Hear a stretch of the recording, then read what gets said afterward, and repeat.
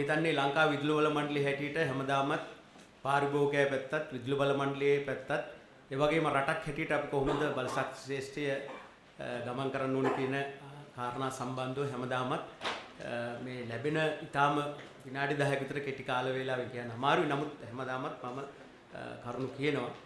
ඒකෙදී මම හිතන්නේ බොහෝ කරුණු අපේ විද්වත් සභාවේ බොහෝ අයගෙන් කියවුන නිසා වියුක්ත ගොඩක් දේවල්ට අමතරව මේ සංයුක්ත කාරණා කීපයක් පමණක් කියන්න මම උත්සාහ කරනවා. ඒකෙදී පළමුවෙනින්ම විදුලිය සඳහා මේ වියදම් කරන වියදම් taksieruව හැමදාම පුරෝගතනය කරන්නේ බැලුවහම ඒකේ පුරෝගතන ගොඩාක් වැරදි. මොකද අපි පහුගිය එකත් මම පැහැදිලිවම පෙන්නුවා.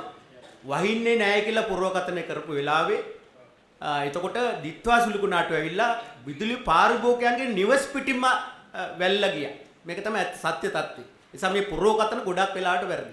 ඊළඟට වියදම් සඳහා කරන දේවල් දැන් ඔය මම එක ගන්නෙ නෑ කංජ තෙල් සම්බන්ධව දැනට අපිට දැවි තෙල් වලින් නැතුව අපිට ඩීසල් විදුලියෙන් දිනකට ලීටර් ලක්ෂ 8ක් විතර භාවිතා කරලා විදුලිය නිෂ්පාදනය කරන වෙන අතිරේක පිරිවැය සම්බන්ධව තියෙන ප්‍රශ්න ඒවා කවුද එතකොට දරන්න ඕනේ?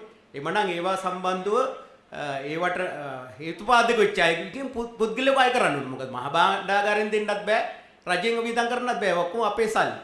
එතකොට එවැනි වටපිටාවක් තුළ මේ පුරෝගතන සම්බන්ධව බරපතල ගැටලු ගොඩක් තියෙනවා. නමුත් ඒවා එකින් එක කතා කිරීමට මේ වෙලාවේ මම සූදානම් වෙන්නේ නැහැ බොහෝ අය කියපු නිසා. ඊළඟට මේ දැනගන්න ඕනේ ප්‍රධාන කාරණාවක් තමයි මේ තෙල්, ගෑස්, විදුලිය කියන එක දැන් මේ වෙලාවෙත් අති විශාල විදිහකට වැඩි වෙලා තියෙන්නේ. මේක රටේ උද්දමනයට අති විශාල විදිහට බලපාන. ඒක තේරුම් ගන්න ඕනේ. මොකද අපි ගත්තොත් මේ පහුගිය කාලේ තුල අපිට තිබුණේ ඍණ මේ ප්‍රතිශතයක් තිබුණේ උද්දමනේ. දැන් මේ වෙනකොට ඒක 6% දක්වා ඇවිල්ලා තියෙන උද්දමනේ. එතකොට හිතාගන්න මේට අමතරව මේ තියෙන තත්ත්වයන් එක්ක මේ මොකද විදුලිය කියන එක වැඩි වෙච්ච ගමන් සහල් ආශ්‍රිත නිෂ්පාදන වැඩි වෙනවා වගේ නෙමෙයි. සියලුම දේට පොල් ගහට යන මිනිස්සයා පවා කියනවා ඊළඟට මට මේ විදුලි බිල වැඩි වෙලා කියලා කවර් කරගන්න ඒක හදනවා. ඒ නිසා මේක ගැන අනිවාර්යයෙන්ම ඔබතුමාලාට තියෙන මේ කැපැසිටි එක තුල තියෙන දේ උඩ මේකට උපරිම සාධාරණයක් කරන්න කියන එක තමයි මම ඉල්ලා සිටින්නේ. ඊළඟට මේ දැනට යෝජනා කරලා තියෙන ස්ට්‍රීට් ලැම්ප් සම්බන්ධව. මේ ස්ට්‍රීට් ලැම්ප් එකට පාරිභෝගිකයන් ආය කරන්න කියලා. මේක සම්පූර්ණ වැරදි එකක්. මේක වහාම නවත්තන්න ඕනේ. මේක දැනට ඇවිල්ලා තියෙන්නේ. හරිද? කවුරුත් දන්නේ නැතුවට. මොකද අපේ වරිපණම් බදු ගන්නවා, ඊළඟට රත වාහන බදු ගන්නවා. එතකොට වීදි වල ගන්න මේ සියලු දේවල් වලින් බදු අර ගන්නවා නගර සභාව ඇතුළේ හැම එකක්ම ඒ අරගෙන ඒකෙන් තමයි ස්ට්‍රීට් ලැම්ප් එක මහජන සේවකයට පවත්වාගෙන යන්නේ. මොකද ඒකට මේ ඉන්න පාරිභෝගිකයන් එකතු කරලා ඒක ගන්න බෑ. ඒක ගන්න යෝජනා වෙලා තියෙන්නේ. ඒක වහාම නවත්තන්න ඔබතුමාලා නිර්දේශ දෙන්න කියන එක මම පැහැදිලිව මෙතෙන්ද කියන්නේ. ඊළඟට මේ කියන්න ඕනේ දැන් ඔබතුමාලාගේ පහුගිය බිල් වැඩි කිරීමේදී මේ ප්‍රකාශ වුණා මම ඇහුවේ ප්‍රවෘත්ති වලින් කියුණා මේ VRS ලබා ඉන්න සේවකයන්ගෙන් මුදල් වලින් කියන්නේ විදුලි බල මණ්ඩලයේ සේවය අතහැර ගිය සේවකයන්ගෙන් කොටසක මුදල් මේ පහුගිය විදුලි බිලට එකතු කරා කියලා තමයි ප්‍රවෘත්ති වලට කියුනේ. ඒක ඔබතුමාලා එහෙම කරේ නැත්තම් ඒ ගැන කියන්න. නමුත් දැනට කියන්න ඕනේ. දැන් දින 60කට ඒ කියන්නේ මාස 2කට තව දවස් 2යි තියෙන්නේ. විදුලි බල මණ්ඩලයේ මේ වෙච්ච ප්‍රතිහූකරණය පිළිගන්නේ නැතුව අහිච්ච වෙච්ච සේවකෝ ගොඩක් බලාපොරොත්තු තියාගෙන මොකද ඒගොල්ලෝ ස්ටිල් ජොබ්ස් කරපාය. රට යන්න විවිධ සැලසුම් හදාගෙන ඒගොල්ලෝ කර සම්පූර්ණ අනාථ වෙලා තියෙනවා. අද වෙනතුරු 7-5ක් දීලා නැහැ ඒ සේවකයන්ට. රස්සාව නැති කරලා. ඒ කියන වහාම මහජන උපතක් කොමසම මොකද පහුගිය එකේ කියුණා ඒ ගැන වහාම මැදිහත් වෙන්න කියන එකත් මම මේ වෙලාවේ අවධාරණය කරනවා. කාරණාවක් හැටියට. ඊළඟට මේ සමාජ ආරක්ෂණ බද්ධ මේක මම වැඩසටහනකදී කතා කරද්දී මට පාරිභෝගිකෙක් මේ ප්‍රශ්නේ මතු කරා. මම ඇත්තට මේක හොයලා බලුවා. මමවත් දැනන් හිටියේ මේක සම්පූර්ණ ඇත්ත. සමාජ ආරක්ෂණ බද්ධ හැටියට 2.5යි අය කරන්න කියලා කියනවා. නමුත් සම්පූර්ණ බොරුවක්. විදුලි බල මණ්ඩලයේ හදන්නේ මේක 97.5න් බෙදලා. ඒ නිසා මේක වහාම නවත්තන්න. සම්පූර්ණ බොරු හුරාකෑමක් කරන්නේ ආණ්ඩුවට ගන්න බද්ධ 2.5යි කියලා. අන්තිමට 97.5න් බෙදලා 100න් නෙමෙයි 97.5න් බෙදලා තමයි මේ ගාණ හදන්නේ. ඒ නිසා මේක අර මුළු මුදලට එකතු වෙනකොට විශාල ගාණක් හැටියට පාරිභෝගිකයන් අය කර ගන්නවා. ඒක සම්පූර්ණ වැරදි එකක් කියන එක.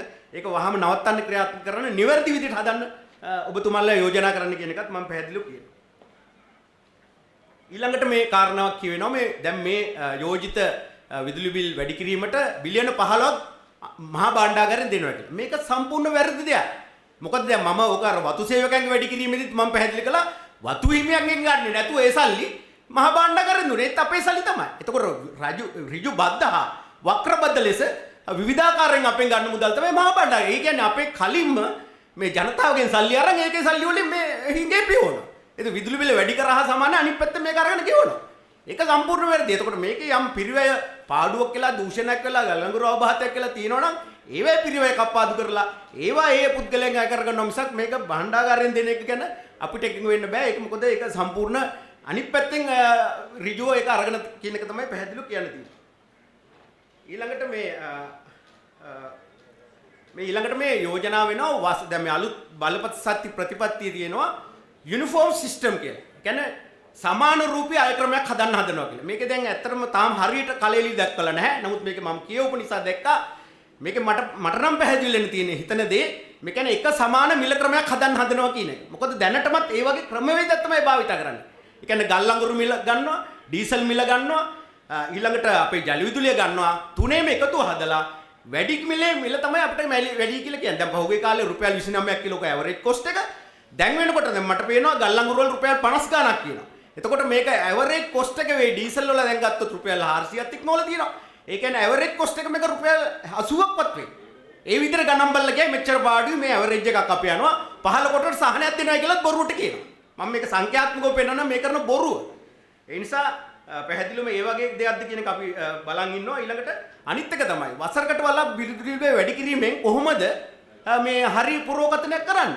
ඒ කියන්නේ ඒ අවුරුදු තුල මේ වර්ෂාපතනයේ හා වෙනත් දේවල් සහ කාලගුණික විපර්යාස පමණක් නෙවෙයි ලෝක ආර්ථිකයේ සිදුවෙන බලපෑම් උඩ වුණත් වසරක් උඩ තීන්දුව කරන්න බෑ ඉදිරි දැක්මක් උඩ. ඒ නිසා වසරකට සැරයක් විදුලි බිල වැඩි කරන්න මේ සංශෝධනය කිරීම කියන එකත් යෝජනා වෙලා තියෙනවා.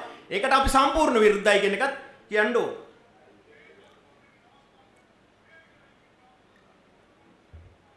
මම මේ ඩෙන්ගු පොසිටිව් වෙලා ඉඳලා ඊයේ තමයි මිනිමම් ලෙවල් එකේ ඉන්නේ 150,000. ඉතින් ඒ නිසා ටිකක් අමාරුයි කතා කරන්න. නමුත් මේ දින 9ක් වගේ කාලයක් තිබුණේ අපිට සූදානම් වෙන්නත් අමාරුයි. මම පොඩ්ඩක් වෙගුලන ගතිය දිනවා ගණන් ගන්න එපා ඒක. මේ මම පෙන්වන්න ඕනේ විශේෂයෙන්ම දැන් මේ විදුලි බිල හදන හැටි.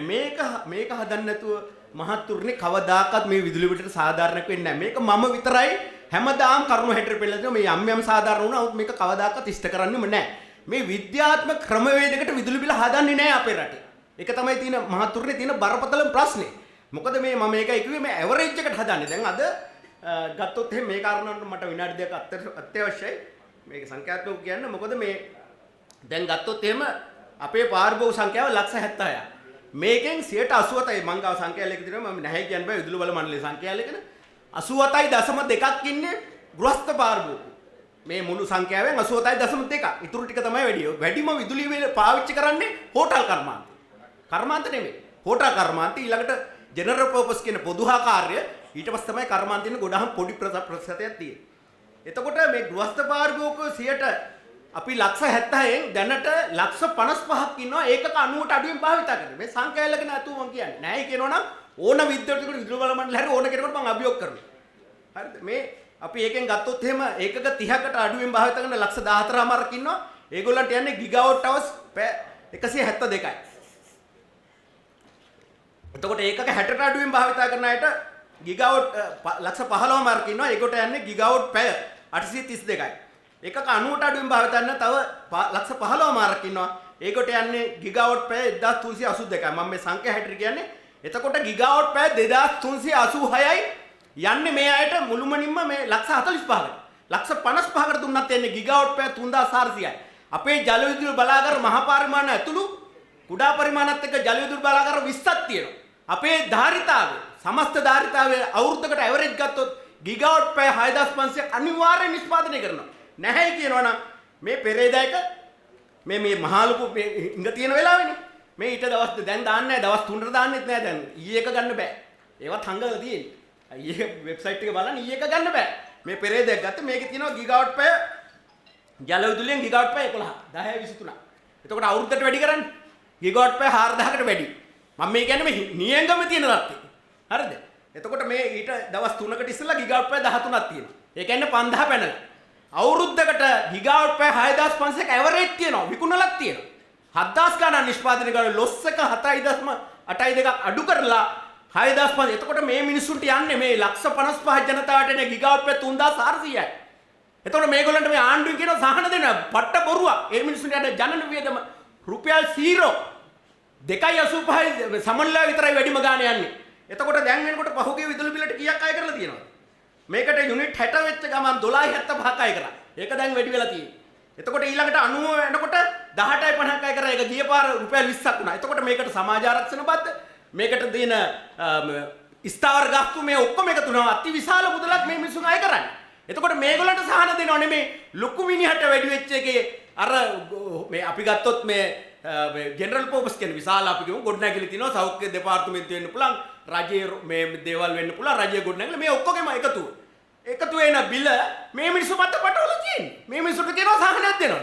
මේ මිනිස්සු රාහන දෙන රුපියල් 5ට අඩිය මිදුලි දෙන්න එපා. හරිද? මේක වෙනස් කරන්නේ නැතුව මොන කුණුහරුප කතා කරත් කවදාවත් මේක වෙන්නේ නැහැ. මේක වැදගත්ම සාධකයක්. මේ සංඛ්‍යාලකින්ක ඕන විවාදයක් අපි කරන්න එනවා. මේ විදුලි බල මණ්ඩලයේ දාත්ත උඩ අපි කියන්නේ මේක තමයි පාරිභෝගික කරන්න ඕන දේ, මැදිහත් වෙලා කරන්න ඕන දේ.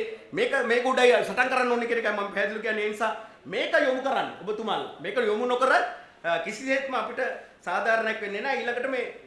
ඊළඟට දැන් තියෙන අපිට මේ පුනර්ජන ඉලක්කයට යන එක අපි දිගටම කතා කරලා තියෙනවා. සෝලා වලට දැන් කරන්න හදන්නේ. සෝලා වලට එක පැත්තකින් අපි දැක්කා ඉරිදා කපා දාන්න කියලා කිව්වා. අනිත් පැත්තෙන් සෝලා මේ මොකද අකර්මණ්‍ය කරන්නේ දුර්මුඛ කරන්නේ ඒවා සඳහා මිල අඩු කරා. ඒක පෙන්නුව කෙනෙක්. ඊට පස්සේ දැන් කරනවා මේවා බහුජාතික සමාගම් වලට දෙන්න හදන්නේ. මේවා දෙන්නේ නැහැ සාමාන්‍ය මිනිසුන්ට. මේවා කොම්පැනි කාරයන්ට දෙන්න. එතකොට ඒ කොම්පැනි කාරයෝ මේ රටේ තියෙන පුනර්ජන ටිකත් හොරා කාලා ඒකත් අපිට වැඩි මිලට දෙන එක තමයි ඉදිරියේදී තීන්දුව වෙන්නේ. මේක තීන්දුව කරා. ඒ නිසා මේ පුනර්ජන ඉලක්කය කියලා සාමාන්‍ය ජනතාවට දෙන්න කියන්නේ සෝලා පුළුවන් තරම් ඩියුටි ෆ්‍රී ගෙනත් දෙන්න කියන වහල වලට. ඊළඟට කර්මාන්තශාලා ඔක්කොම දවල් කාලේ පාවිච්චි කරන්න කියන්නේ. මේක නොකර මේ පුනර්ජන ඉලක්කෙත් ඇතු වෙන්නේ අපි හැමදාම ඇවිල්ලා මෙතන කතා කරයි කරුණු කියයි. නමුත් ජනතාවට අබසරණයි කියන එක තමයි අපිට කියන්නේ. මොකද මේ විදුලි බල මණ්ඩලයේ සමහර සමාජිකයෝ මගෙන් අහනවා අපි විදුලි බිල ගැන කතා කරන්න ඕනේ නැහැ නේද කියලා. විදුලි බිල අපිත් ගෙවන්න ඕනේ. ඒ වගේ මගේ ඥාති මගේ සහෝදරයෝ ඒ වගේම මේ සියල්ල සමස්තෙම විදුලි බිල ගෙවන්න ඕනේ. ඒ නිසා මේක දැවැන්ත ප්‍රශ්නයක්. මේකට මේ කියන විදිහට ලහිලයිය හැමතිස්සෙම වැඩි කරනට අර මේක අඩු කරන්න පුළුවන් ක්‍රමවේද හදන්න ඕනේ. ඒකත් එක්ක මේ කියන බොරු දත්තලේකන අපි සම්පූර්ණ ප්‍රතික්ෂේප කරනවා කියන එකත් පැහැදිලිවම කියන්න ඕනේ. බොහොමත්ම ස්තුතියි ලබා දුන් කාලයක හැම